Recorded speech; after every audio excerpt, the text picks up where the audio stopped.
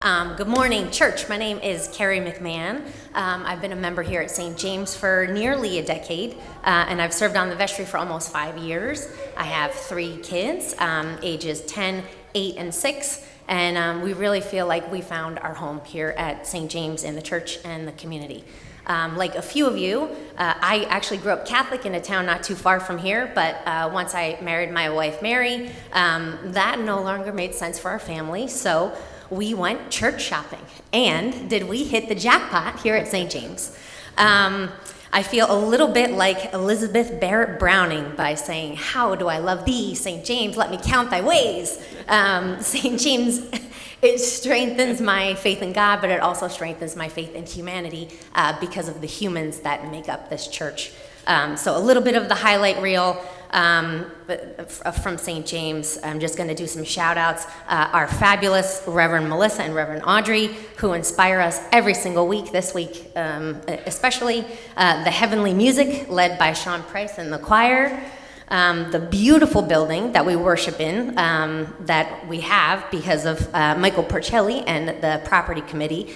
The fact that we can maintain this beautiful building without begging members every single week for more money because of our finance committee that's led by John Rollo and Susan Cancelosi. The little pantry out front run by Angela Bylanchik. The adorable Christmas pageant that's coordinated with love by Fran. Martha, our verger, encouraging the acolytes, keeping us on time, and leading the stewardship committee.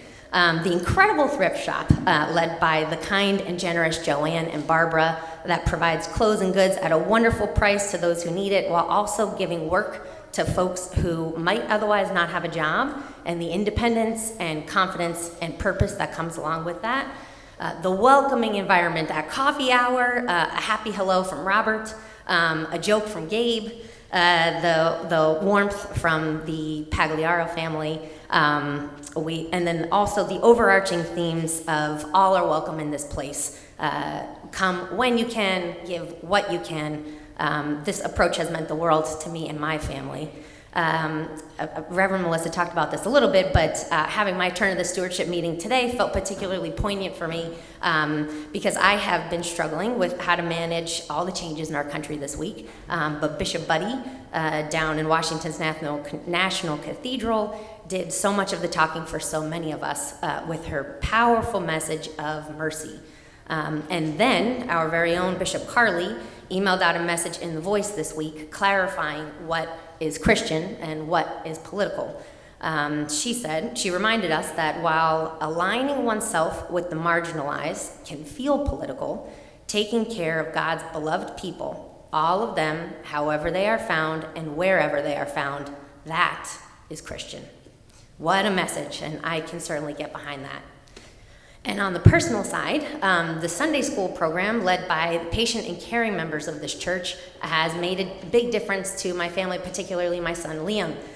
He's actually on the autism spectrum, sometimes struggles with confidence, but the small group learning environment, talking about being a good Christian and a good human, has really resonated with him. Surprisingly, he really looks forward to Sunday school every week, so good job, teachers.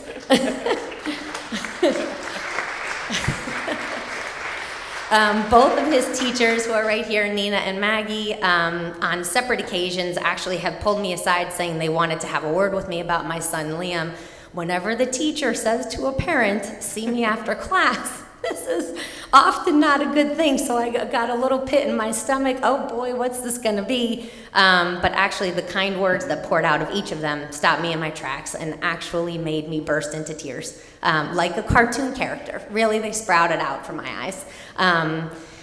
But it was embarrassing, but also very touching. We love him dearly, and to have him be seen by his teachers has been really meaningful for him and also for my wife and I. So thank you, teachers. The final bullet in my love letter to St. James here today is the impactful ministries of the outreach committee that's led by Tara Lewis. One of the most humble, steady, and forthright people you'll come across, but this church is very lucky to have her as an integral part of it. Every year she arranges coat drives, suicide prevention walks, and serving hundreds of meals at Christine's Kitchen a few times a year, et cetera, et cetera. When times feel overwhelming and all you want to do is turn inward or curl into a ball, perhaps, that is when it's so important to reach out. And giving back can mean a variety of things, but there are 3 T's that you can do it. You can give your talents, you can give your time, or you can give your treasure. So St. James provides opportunities to do that, and we are very fortunate that it does. What I love about St. James and the community here is not that we think we can do everything for everyone, but we can do a lot of good for a lot of people. And I am proud to be a part of it, and I hope you are too. Thank you very much. Thank you. Wonderful.